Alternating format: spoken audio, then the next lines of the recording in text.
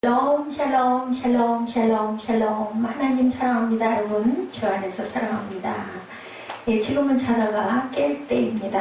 아멘. 예, 우리 지난 시간에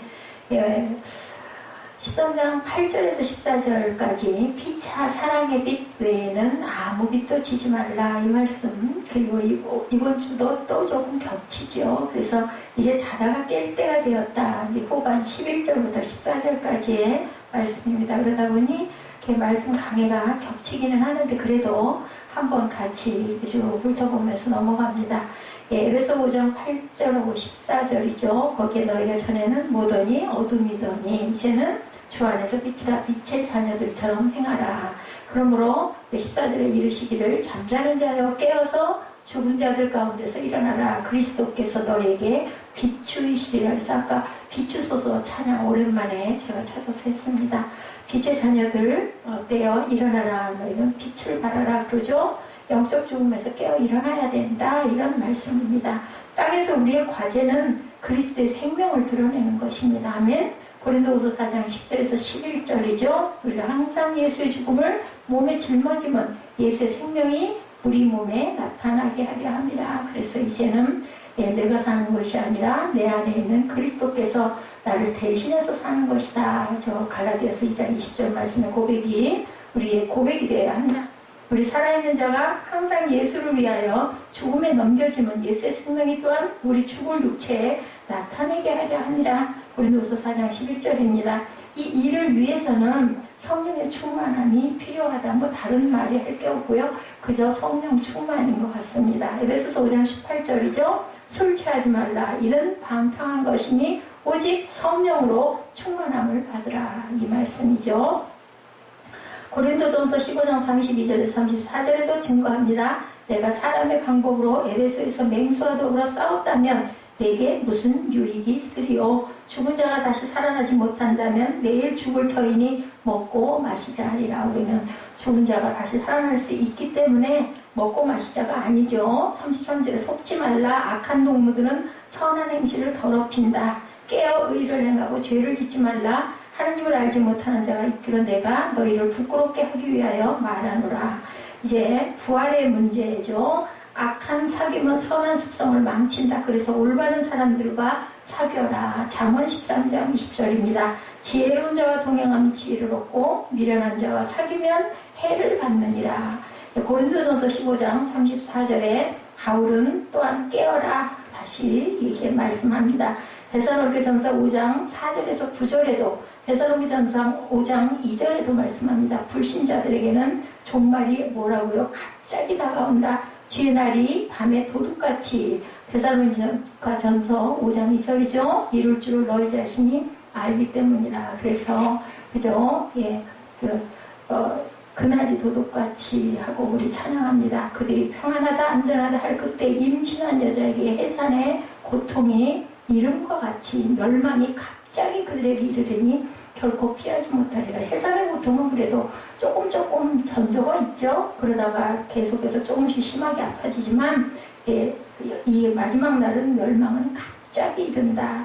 성도들에게는 아무 문제가 없을 것이다. 위로하시죠? 바울이 위로합니다. 데살로니가 그 성도들에게 4절 5절에 형제들아 너희는 어둠에 있지 아니하며 그날이 도둑같이 너희에게 임하지 못할 것이다. 성도들에게는 왜? 5절이죠. 너희는 다 빛의 아들이요 낮의 아들이라. 우리가 밤이나 어둠에 속하지 아니하린 하나니. 여기서 잠자지 말고 그렇기 때문에 너희는 깨어 있어야 된다. 6절이죠. 그러므로 우리는 다른 이들과 같이 자지 말고 오직 깨어 정신을 차릴지어다. 전서 5장 6절입니다. 낮의 자녀들에게는 이러한 도둑같이 이르는 멸망이 절대로 이르지 않고 마땅치가 않다. 그래서 오늘 로마서 13장 11절에서 14절의 주제는 빨리 깨어라. 이제는 깨어야 된다. 또 너희가 이 시기를 알거니와 자다가 깰 때가 벌써 되어서 벌써 그렇게 됐어. 우리 그런 얘기하죠. 아이가 중학교 1학년 들어가는데 어느새 졸업반이 돼서 아이고 벌써 졸업이니 정말 세월이 빠르다. 이렇게 얘기합니다. 이제 우리는 구원을 처음 믿을 때보다 이제는 가까웠다. 30년 동안 신앙생활 했으면 첫 번째 믿을 때 30년 전보다 지금이 그만큼 더 가까워졌다라는 뜻을 갖고 있다. 여기에 구원은 우리 몸이 구속되는 마지막을 얘기한다는 걸 절대 잊지 마시기 바랍니다. 에베소서 4장 30절, 로마서 8장 23절, 우리 지난주에 이거 함께 같이 나눴기 때문에 이번 주는 엄청 쉽네요. 하나님의 성령을 근심하게 하지 말라. 그 안에서 너희가 구원의 날까지 인치심을 받았다. 성령을 절대 우리는 근심하게 하지 말아야 된다. 왜냐하면 우리가 인침을 받았기 때문에 성령의 도장을 우리에게 다 찍어주셨죠. 로마서 8장 23절에 그뿐 아니라 또한 우리 곧 성령의 처음 익은 열매를 받은 우리까지도 속으로 탄식하여 양자 될 것 곧 우리 몸의 속량을 기다리나. 양자가 되면 우리 몸은 온전히 속량되죠. 부활과 휴거가 이루어질 때 이렇게 이제 그만큼 더 가까워졌다는 것을, 주의 날이 가깝다는 걸 기억해라. 주님의 재림이 이렇게 속히 오고 있다. 히브리서 10장 25절입니다. 모이기를 피하는 어떤 사람들의 습관과 같이 하지 말고 오직 권하여 그날이 가까움을 볼수록 더 그리하자. 우리의 삶의 날에는 한계가 있다. 주님을 섬길 날이 이제 얼마 남지 않았다. 그래서 오늘 본문 12절이죠. 밤이 거의 다 지났다. 지금은 우리 주님의 오심을 고대하고 있어야 된다. 디도서 2장 13절에도 말씀합니다. 로마서 13장 12절이죠. 오늘 본문입니다. 밤이 깊고 낮이 가까웠으니 그러므로 우리가 어둠의 일을 벗고 빛의 갑옷을 입자. 디도서에는 2장 13절에는 복스러운 소망과 우리의 크신 하나님 구주 예수 그리스도의 영광이 나타나심을 기다리게 하셨으니 빛의 갑옷을 입자. 여기 우리가 고린도전서 13장 11절에서 14절과 함께 우리가 말씀을 깊이 묵상하고 나눠야 할 부분, 에베소서 6장 10절에서 18절 말씀입니다. 끝으로 너희가 주 안에서 그 힘의 능력으로 강건하여지고 마귀의 관계를 능히 대적하기 위하여 하나님의 뭐를 입어라? 전신갑주를 입으라. 11절이죠. 우리의 씨름은 혈과 육을 상대하는 것이 아니요 통치자들과 권세들과 이 어둠의 세상 주관자들과 하늘에 있는 악의 영들을 상대합니다. 그러므로 어떻게 해요? 하나님의 전신갑주를 취하라. 이는 악한 날에 너희가 능히 대적하고 모든 일을 행한 후에 서기 위해서 우리가 서야 되기 때문에 쓰러져서는 절대 안 되죠. 그런즉 서서 진리로 너희 허리띠를 띠고 의에 호신경을 붙이고 평안의 복음이 준비한 것으로 신을 신고 모든 것 위에 믿음의 방패를 가지고 이로써 능히 악한 자의 모든 불화살을 소멸하고 구원의 도와 성령의 검곧 하나님의 말씀을 가지라. 모든 기도와 간구를 하되 항상 성령 안에서 기도하고 이를 위하여 깨어 구하기를 항상 힘쓰며 그것을 또한 여러 성도와 함께 성도를 위하여 구하라. 그래서 우리 본문의 13절이죠. 정직하게 이제는 우리가 걸어가야 된다. 낮에와 같이 뭐라고요? 단정하게 행하라고 나오죠. 절대로 방탕해서는 안 된다라는 거죠. 자, 어둠의 일들이라는 것은 지난주에 우리 함께 나눠봤죠. 흥청대는 것, 갈라디아서 5장 21절, 투기와 술 취함과 방탕함과 그와 같은 것들이라. 전에 너에게 경계한 것 같이 경계하는 이런 일을 하는 자들은 하나님의 나라를 당연히 유혹으로 받지 못한다. 자, 누가복음 21장 34절에도 같은 말씀을 하고 있습니다. 갈라디아서 5장 21절에 말씀한 것처럼 베드로전서 4장 3절에도 너희가 음란과 정욕과 술취함과 방탕과 향락과 무법한 우상 숭배를 하여 이방인의 뜻을 따라 행한 것은 지나간 때로 족하다. 이제는 그러면 안 되겠다. 그죠? 술 취하는 것에 대해서 누가복음 21장 34절에 너희는 스스로 조심하라. 그렇지 않으면 방탕함과 술 취함과 생활의 염려로 마음이 둔하여지고 뜻밖의 그날이 뭐가 같이 덕과 같이 오리라. 그날이 너희에게 정말 도둑과 같이 덫과 같이 말이라. 우리 찬양이 정말 귀해요. 음행하는 것에 대해서 히브리서 13장 4절에 모든 사람은 결혼을 귀히 여기고 침소를 더럽히지 말라. 음행하는 자들과 간음하는 자들을 하나님이 심판하시리라. 방탕하고 무절제한 것들을 심판하겠다. 갈라디아서 5장 19절입니다. 육체의 일은 분명하니 곧 음행과 더러운 것과 호색과 다투고 시기하는 것, 우상숭배와 주술과 원수 맺는 것과 분쟁과 시기와 분냄과 당짓는 것과 분열함과 이단과 이렇게 증거하죠. 오늘 본문 14절이죠. 모든 사람은 결혼을 귀히 여기고 친소를 더럽히지 않게 해라. 음행하는 자들, 간음하는 자들을 하나님이 심판하시리라. 오직 주 예수 그리스도로 옷을 입고 정욕을 위하여 육신의 일을 도모하지 말라. 성어 어스틴이 13절, 14절에서 그만 깨지는 그런 역사가 일어난 구절이기도 하죠. 자, 로마서 13장 12절에 빛의 갑옷은 누굴까? 오직 그리스도이시죠. 육신에게 기회를 절대로 우리가 줘서는 안 된다. 육신이라는 건 세상의 육적인 것을 얘기하는 거죠. 우리가 허락함으로 죄가 생기는 거다. 허락하지 말라는 거죠. 자, 육신, 죄성은 개혁, 향상, 변화, 미화가 불가능하다. 십자가 처형, 죽여야 우리가 산다는 거죠. 갈라디아서 5장 24절이죠. 그리스도 예수의 사람들은 육체와 함께 그 정욕과 탐심을 십자가에 못 박았느니라. 그리스도를 입어야 된다라는 거죠. 옷은 우리가 입음으로 인해서 그 사람의 성품이, 그 사람의 직업이, 그 사람의 가치관이, 그 사람의 교양이 드러나죠. 그래서 우리가 항상 그리스도의 성품을 담는 그런 그리스도의 옷을 입어야 되는데, 그 그리스도를 믿는다라는 것은 우리의 구원, 그리고 예수의 빛을 드러내는 것이다. 고린도후서 5장 15절에 그가 모든 사람을 대신하여 죽으심은 살아있는 자들로 하여금 다시는 그를 자신을 위하여 살지 않고 오직 그들을 대신하여 죽었다 산활하신 이를 위하여 살게 하려 함이라. 우리가 지난주에도 제가 그 얘기해서 고릴라 옷을 입으면 고릴라처럼 행동한다. 그죠? 이미 입었다. 갈라디아서 3장 27절에 누구든지 그리스도 합하기 위하여 세례를 받은 자는 그리스도로 이미 옷 입었느니라. 우리는 모두 다 세례, 물세례도 중요하지만 성령 세례를 받았기 때문에 우리는 그리스도로 옷을 갈아입었다. 하나님 앞에서의 위치 그리고 지금의 상태에 대해서 얘기를 하는 거죠. 새 사람을 이미 입었다. 골로새서 3장 9절 10절입니다. 너희가 서로 거짓말을 하지 말라. 옛사람과 그 행위를 벗어버리고 10절에 새 사람을 입었으니 이는 자기를 창조하시니 형상을 따라 어디까지 지식에까지 새롭게 하심을 입은 자니라. 무슨 지식이겠어요? 주님의 말씀이죠. 말씀의 지식에 따라 새롭게 하심을 입었다. 우리는 절대로 옛사람과 그 행위를 벗어버린 자들이다. 그래서 입어라. 뭘 입어요? 옷을 입어야 되는데 에베소서 4장 22절에서 24절에 증거합니다. 너희는 유혹의 욕심을 따라 썩어져가는 구습을 따르는 옛사람을 벗어버리고 오직 너희의 심령이 새롭게 되어 하나님을 따라 의와 진리의 거룩함으로 지으심을 받은 새 사람을 입으라. 그죠? 오늘 그래서 14절에 12절에 빛의 갑옷은 그리스도라. 육신에게 절대로 기회를 주지 말라고 얘기합니다. 그리스도를 입는다는 것은 하나님의 성품을 나타내는 것이다. 고린도 전후서 5장 15절에도 같은 말씀을 하고 있는 것을 우리가 쭉 봤습니다. 새 사람을 입고 가야 된다는 거죠. 그래서 로마서 1장에서 11장까지의 말씀은 이방인의 구원, 이스라엘의 구원에 대한 하나님의 계획, 하나님의 섭리에 대한 말씀이다. 제가 지난번에도 한번 말씀드렸어요. 그래서 구원에 대한 교리가 어떻게 되었는지에 대한 이야기도 우리가 나누고 12장에서 중요하죠.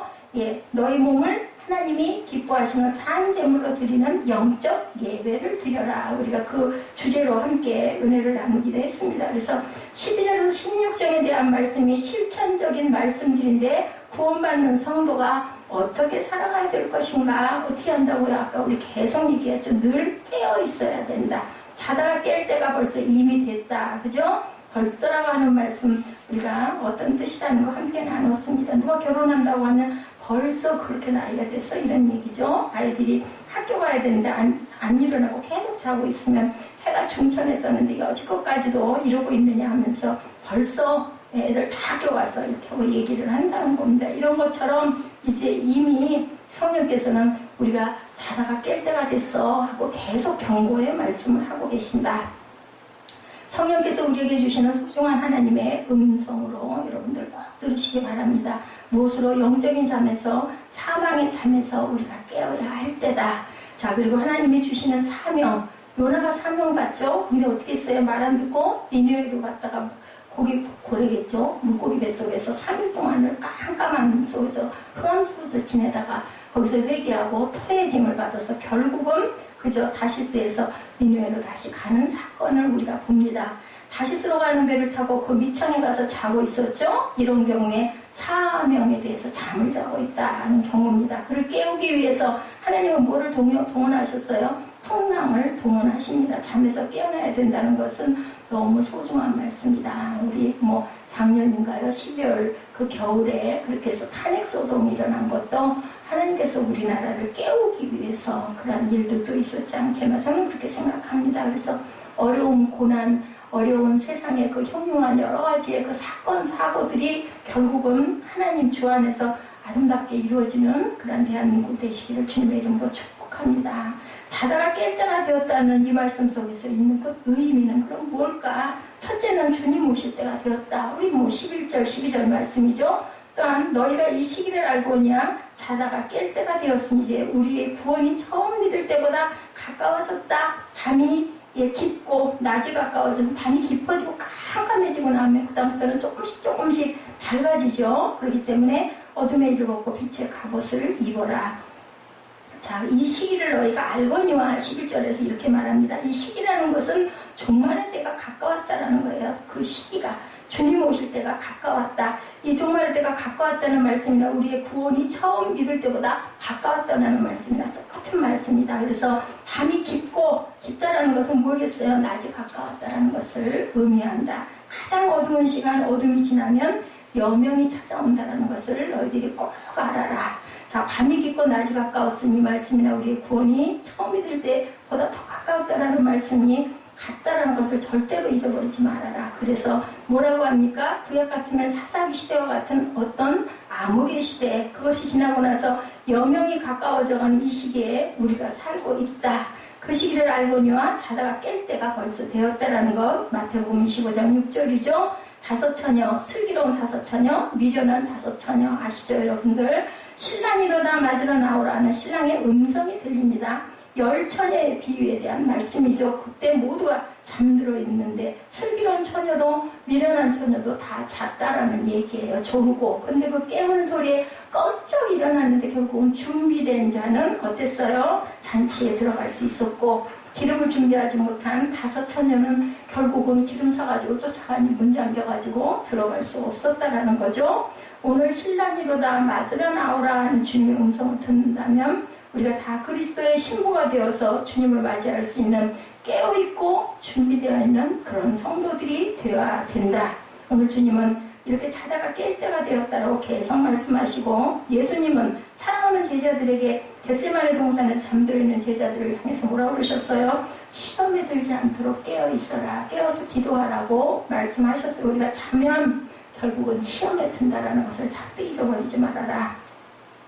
어둠의 일을 낮과 같이 단정히 행하라. 어둠의 일들은 우리가 벗어버려야 된다는 것이 오늘 본문의 12절, 13절의 깊은 뜻이라는 것. 밤이 깊고 낮이 가까웠으니 그러므로 우리가 어둠의 일을 벗고 빛의 갑옷을 입자. 낮과 같이 단정히 행하고 방탕하거나 술 취하지 말며 음란하거나 억색하지 말며 다투거나 시기하지 말라. 우리가 절대로 다투고 시기해서는 안 된다. 크리스찬들은 다투는 게 아니라 고난을 감당하는 그런 몫을 가지고 있다는 거죠.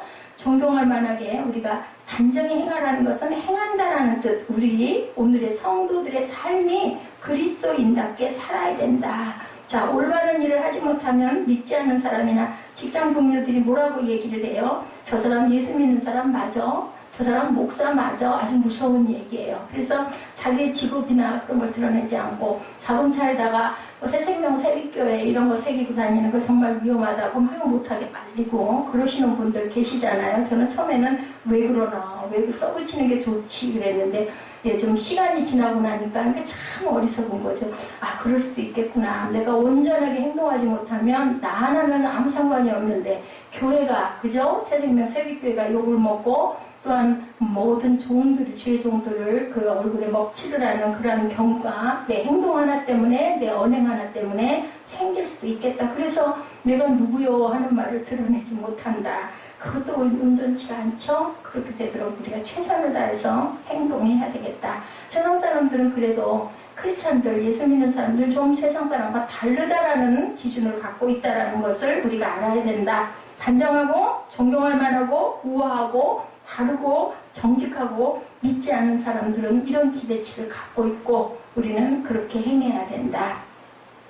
나의 일상이 낮과 같이 단정히 행하는 삶인가를 늘 생각하는 저와 여러분들이 되셔야 되겠다.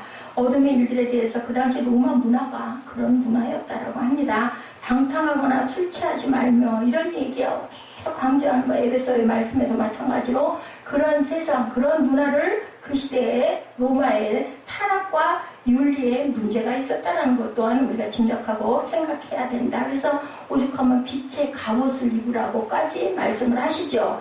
자, 믿는 사람들, 예수 믿는 사람들은 이렇게 그런 문화 속에 살아도, 그런 도시에서 살아도 우리가 달라야 되는데 그러기가 정말 어렵다라는 거죠. 그래서 로마 성도들에게 이 서신을 보내면서 방탕하거나 술 취하지 말고 음란하거나 호색하지 말고 다투지도 시기하지 말라고 바울 사도가 이렇게 강조를 했다는 것도 또한 우리가 생각해 봐야 된다. 그래서 영화 기억나세요? 폼페이의 최후의 날, 거기에도 아주 타락한 도시, 아주 휘황찬란하고 호화스러운 로마 하면 그런 생각 들잖아요. 그런데 그런 도시에서, 타락해 있는 그런 도시에서, 그런 모습에서 우리가 그것을 짐작할 수가 있다. 오늘 우리가 자다가 깰 때가 되었다는 것은 낮에와 같이 단정히 행해라. 믿는 사람들은 믿는 사람들을 답게 살아야 된다라는 그런 말씀이라는 것. 로마나 세상의 모든 어둠의 일들을 벗어버리라는 거죠. 그래서 또 로마는 세상이라는 의미를 갖고 있다는 것도 우리가 생각합니다. 자, 로마 교회 성도들은 유대인들 가운데도 개종을 해서 크리스찬들이 있었다는 거죠. 로마에서 살면서 그리스도인 된 사람들, 또한 이방인들, 헬라인들, 그런 사람들도 예수 믿고 그리스도인이 된 사람들, 그런 교회가 연합이 되어 있었는데, 유대 사람들은 그들의 문화 속에서 경건하게 살아온 문화가 있었지만 그 이방 사람들, 로마의 문화 속에 살아왔던 그 사람들이 예수를 믿고 거듭난 삶을 살고는 있지만 아직도 어둠을 벗어버리지 못하고 어둠 속에 어둠의 옷을 입고 살아가는 많은 사람들이 있었기 때문에 이런 경계가 있었다라는 것. 그래서 우리 오늘날의 교회들도 마찬가지라는 걸 우리가 알고 이해를 해야 된다. 아까 잠깐 말씀드렸지만 어거스틴의 일화 너무 잘 아시죠? 이 본문을 통해서 변화된 본문, 이 본문 때문에 변화됐죠. 어렸을 때부터 방탕한 생활을 했고 어머니 모니카는 아주 신실한 삶이었죠. 항상 눈물로 기도했다고 그래요. 그 아들을 결코 포기하지를 못했는데 이런 아들은 반드시 언젠가 돌아온다라는 거죠. 그 아들을 위해서 평생 그렇게 기도를 해왔고 어거스틴이 드디어 돌아왔어요. 돌아왔는데도 불구하고 아직까지 어둠의 옷을 벗어버리지 못하고 있을 때 어느 아주 늦은 한 낮이었다고 그러죠. 햇살이 비치는 낮에 아이들이 노래를 부르고 있는데 아이들의 노래소리가 성령의 음성으로 들렸다. 우리가 그래서 우리 마음에 오는 생각들을 잘 감찰할 줄 알아야 된다. 너무 바쁘기 때문에 지나쳐갈 때가 많지만 우리는 그래서 잠잠하게 조용히 가만히 있어야 할 때도 분명히 필요하다는 거죠. 그 말이 바로 집어서 읽어라 집어서 읽어라 이 소리가 성령의 음성으로 들려가지고 선반에 있던 성경을 찾아가지고 탁 펼쳤더니 바로 오늘 본문 그 로마서 13장 13~14절이었다고 그러죠. 낮에와 같이 단정히 행하고 방탕하거나 술 취하지 말라며 음란하거나 호색하지 말고 다투나거나 시기지 말고 오직 주 예수 그리스도를 옷 입고 정욕을 위하여 육신의 일을 도모하지 말라. 이 어거스틴은 이렇게 살았다는 거예요. 음란하고 방탕하고 술 취하고 다투고 싸우고 시기하고 이랬기 때문에 이 말씀이 가슴에 꽂혔다라는 거죠. 말로 표현할 수 없는 내가 그렇구나 그걸 느끼는 순간 마음에 그렇게 고요함과 평안함이 찾아왔다고 합니다. 이렇게 됨으로 인하여 결국은 성 어거스틴이 탄생하는 귀한 은혜가 임하게 되죠. 젊은 시절 방탕과 잘못된 삶을 살았지만 기도하는 어머니가 있었기 때문에 성령님이 그 마음을 만지셨다는 거죠. 그래서 이 말씀을 만났기 때문에 그의 삶이 기독교 역사 속에 사도 바울 못지않게 그 다음으로 많은 영향을 미쳤던 사람이 바로 성 어거스틴이다. 자, 그래서 우리는 항상 자녀들을 위해서 항상 기도하고 포기하지 말아야 된다는 겁니다. 바른 믿음 생활을 위해서 또한 우리는 그 표본이 되어야 된다. 꼭 내 자녀가 아니어도 그러죠. 이제 믿음의 후배들 분명히 있습니다. 그러면 그런 사람들이 우리가 믿음의 본이 꼭 되어야 된다. 또한 기도하는 어머니, 기도하는 아버지가 있는 한 그 자녀들이 잘못되지는 않는다라는 걸 우리가 그 많은 믿음의 선진들의 증거에서 우리가 나타나죠. 오늘 어거스틴의 마음속에 들려왔던 성령의 말씀, 어거스틴을 향하여 비쳤던 성령의 조명하신 그리고 마음속에 찾아왔던 고요함과 평안함이 저와 여러분의 마음속에 충만하게 비치시는 저와 여러분 되시길 주님의 이름으로 축복합니다. 어둠을 또한 벗어버려야 된다. 어둠을 벗고 난 다음 우리가 해야 할 부분이 세 번째 빛의 갑옷에 대해서 말씀합니다. 12절이죠. 밤이 있고 낮이 가까웠으니 뭐라 그래요? 우리가 어둠의 일을 벗어버리고 빛의 갑옷을 입자. 어둠의 일을 벗어버렸으니 이제는 빛의 옷을 입어야 되지 않겠어요? 어둠의 옷을 벗었으니까 대신 무엇으로? 빛의 옷으로 입으라는 거죠.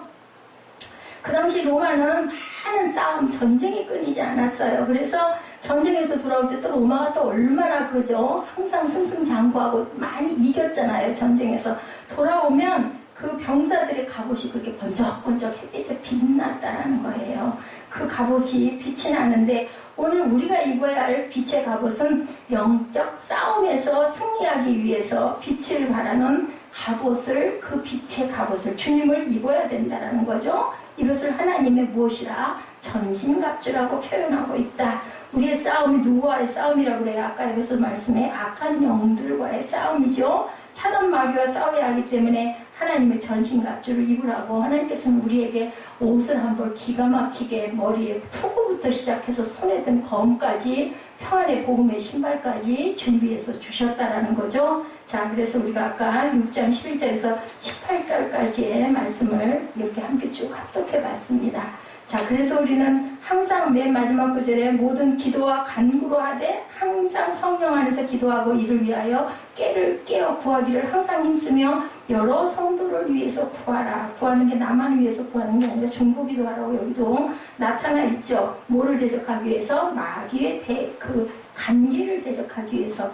이 어둠의 세상 주관자들과 하늘에 있는 악의 영들을 상대하기 위하여 능히 대적하고 모든 일을 행한 후에 서기 위해서는 반드시 하나님의 전신 갑주를 입어라. 자, 진리의 허리띠를 띄어라. 에베소서 6장 14절이죠. 의의 호신경을 붙여라. 말씀으로, 진리로, 예수 그리스도로 우리 허리, 바로 허리는 남자들의 허리띠가 중요한 게 왜 그래요? 중심이기 때문에 그렇다고 합니다. 그래서 삶의 중심이 바로 예수 그리스도가 되어야 하고 말씀이 되어야 하고 그 말씀이 우리에게 진리의 생명의 말씀이 되어야 한다. 의의 호신경, 가슴에 붙이는 흉패지요.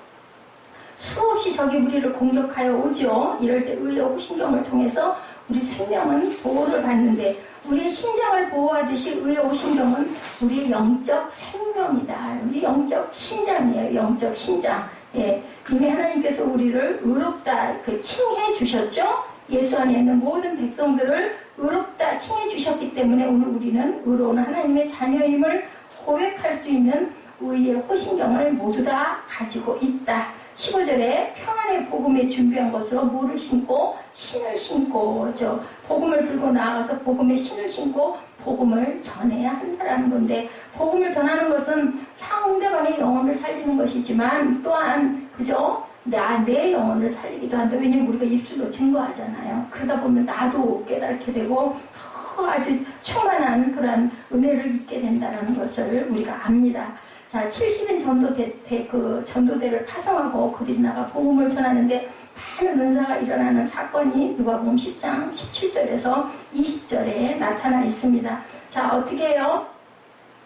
귀신들이 쫓겨나가고, 많은 사람들이 그 귀신의 들림에서 쫓겨나오죠. 그리고 고침을 받죠. 그들이 기뻐하며 주님께 보고하죠. 우리가 예수님의 복음을 전할 때 많은 사람들이 돌아왔나이다. 귀신이 쫓겨나갔나이다. 제자들도 얼마나 그게 신기하고 얼마나 신났겠어요. 그죠? 그래가지고, 그렇게 얘기했을 때, 하늘 위에서 수없이 사단들이 떨어지는 걸 내가 보았노라. 예수님도 이렇게 말씀을 하셨어요. 그런데, 귀신들이 너에게 항복하는 것으로 기뻐하지 말고, 뭐라 그러세요? 너의 이름이 생명책에 기록된 것을 기뻐하라고 말씀을 합니다. 우리 누가복음 10장 17절에서 20절, 우리 함께 합독해 봅니다.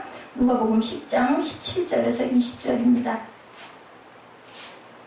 70인이 기뻐하며 돌아와 이르되 주여 주의 이름이면 귀신들도 우리에게 항복하더이다. 누구의 이름이면? 주의 이름이면. 누가복음 10장 17절에서 20절입니다. 18절입니다. 예수께서 이르시되 사탄이 하늘로부터 번개같이 떨어지는 것을 내가 보았노라. 내가 너희에게 뱀과 정갈을 밟으며 원수의 모든 능력을 제할 권능을 주었으니 너희를 해칠 자가 결코 없으리라. 그러나 귀신들이 너에게 항복하는 것으로 기뻐하지 말고 너희 이름이 하늘에 기록된 것으로 기뻐하라 하시니라. 그래서 우리가 은사를 하나님께서 주셨다고 뽐내고 그럴 필요가 절대 없다. 은사 받지 않았다고 해서 그거 가지고 또한 이렇게 우리가 주눅이 들 필요도 없다라는 거죠. 우리가 복음을 전할 때 사단이 수없이 하늘에서 떨어지는 그런 영적인 승리가 분명히 일어날 뿐 아니라 하늘의 생명책에 우리의 이름이 기록된다. 그래서 우리는 영생을 받는다라는 거죠. 그래서 이 빛의 갑옷은 하나님의 전신갑주는 우리가 복음 들고 나가 복음을 전하는 것의 의미를 얘기하고 있다.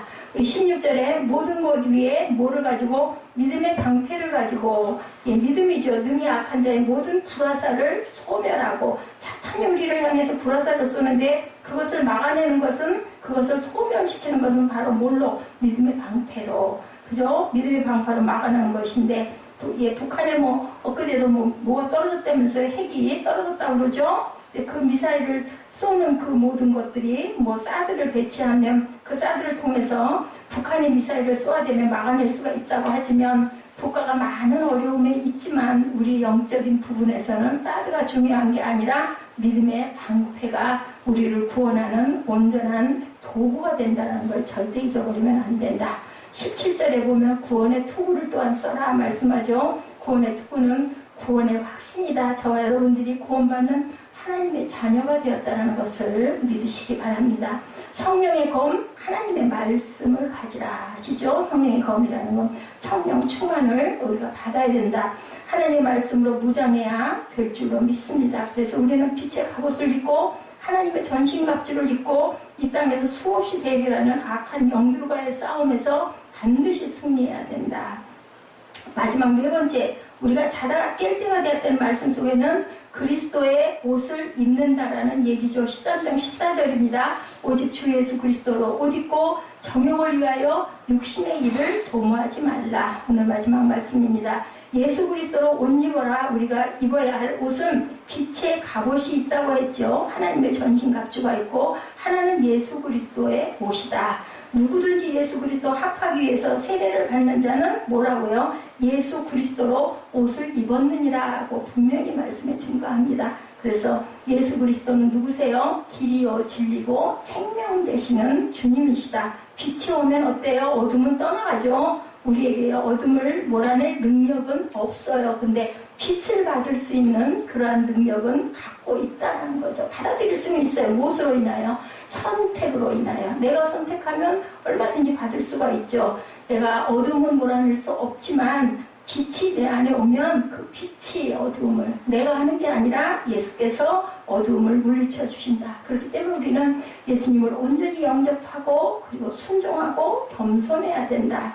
여러분 안에, 저와 여러분 안에 그분이 오시면 그 안에 있는 어둠의 세력은 모두 다 그 빛으로 인하여 예수님으로 인하여 몰려나가게 된다. 우리가 억울한 일이 있어도 아까도 말씀했지만 분노가 와도 절대로 분노를 터뜨리지 말자. 누군가가 돌팔매질을 한다고 해서 문제가 절대로 해결되지 않는다는 것도 우리가 압니다. 다른 사람에게 욕하기는 쉬운데 그 욕으로 인해서 무엇이 해결되는 게 아니에요. 그래서 우리 크리스찬들은 고난을 받아들이는 사람들이다. 남을 욕하는 사람들이 아니라 그 고난도 우리가 받아서 흡수하고 그것을 못으로 빛의 갑옷으로 다 깨끗하게 지울 줄 아는 그런 자들이 되어야 된다. 갈라디아서 3장 27절이죠. 누구든지 그리스도와 합하기 위해서 세례를 받는 자는 그리스도로 옷 입었느니라 이렇게 말씀합니다.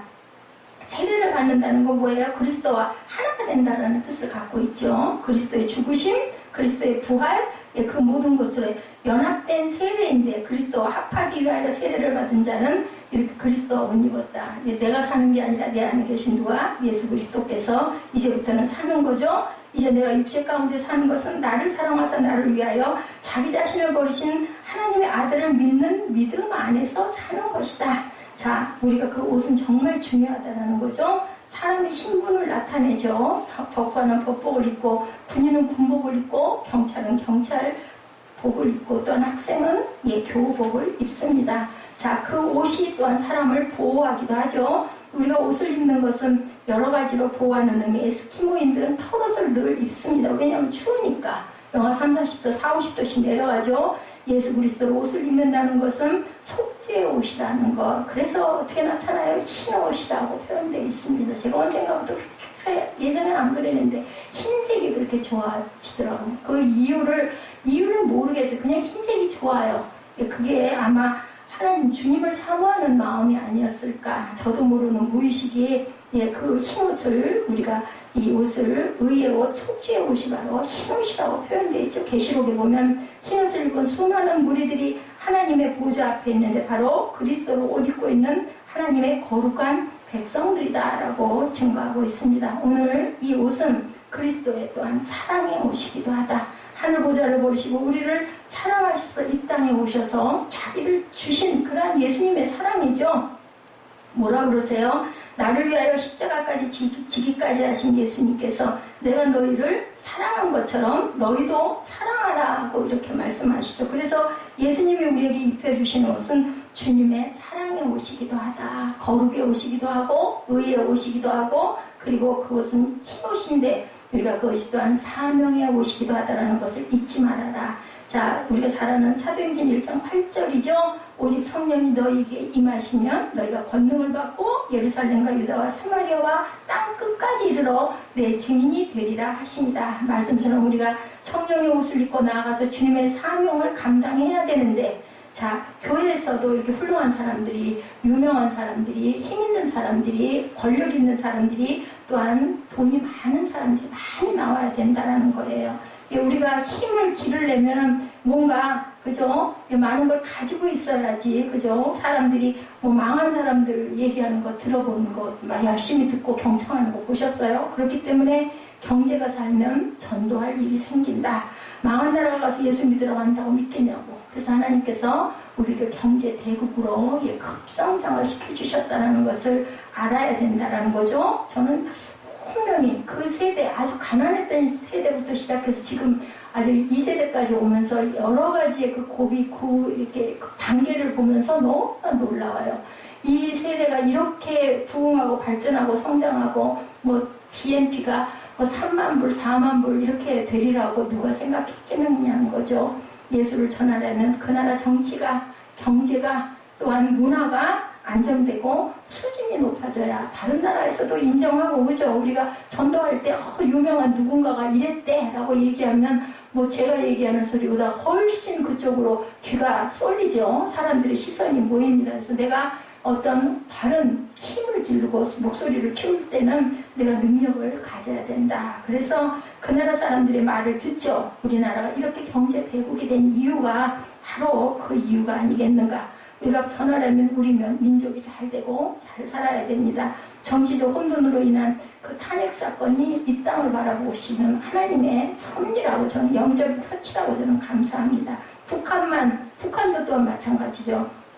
다루시지 않고 우리도 하나님께서는 분명히 종아리를 치실 땐 치시기도 하고 그리고 우리를 또한 이렇게 권면하시고 또한 우리를 북돋아 주실 때도 있으시죠. 졸지도 주무시지도 아니하는 하나님이시다. 항상 우리가 범사에 감사하라. 예, 하나님의 뜻이니라. 이 말씀을 절대로 잊어버리지 마시고 그리고 항상 또한 우리가 기도하는 저와 자신의 그 기도는 말할 것도 없지만 남을 위해서 중보기도할 때 하나님께서 우리의 모든 문제를 해결해 주신다는 것. 어렵고 힘든 삶을 살아가는 사람들을 격려하고 소망을 갖게 해주는 것이 바로 우리 사명이고 그것이 바로 빛의 갑옷이며 그 빛의 갑옷을 주신 하나님의 뜻이라는 것을 아시고 지금은 이제는 자다가 깰 때가 되었다는 것. 구원은 처음 믿을 때보다 훨씬 더 가까워졌다. 많이 깊었다. 그리고 낮이 가까웠다라는 것을 잊지 않으시는 저와 여러분 되시기를 주님의 이름으로 축복합니다. 기도하시겠습니다.